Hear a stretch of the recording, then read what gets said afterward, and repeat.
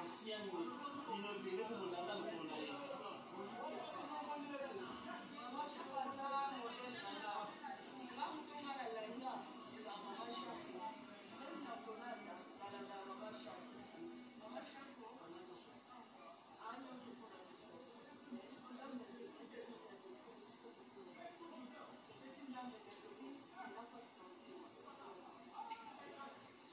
Nazala passé par ton peu comme il n'avait pas. Passé par ton Serge. Un mot par rapport à maman Chapeau. L'homme n'est pas maître de son souffle pour l'aider. On ne peut que dire merci à Dieu. C'est ça. Est-ce que vous en souvenez de Maman Chapeau? Par exemple, Maman Chapeau a une légende.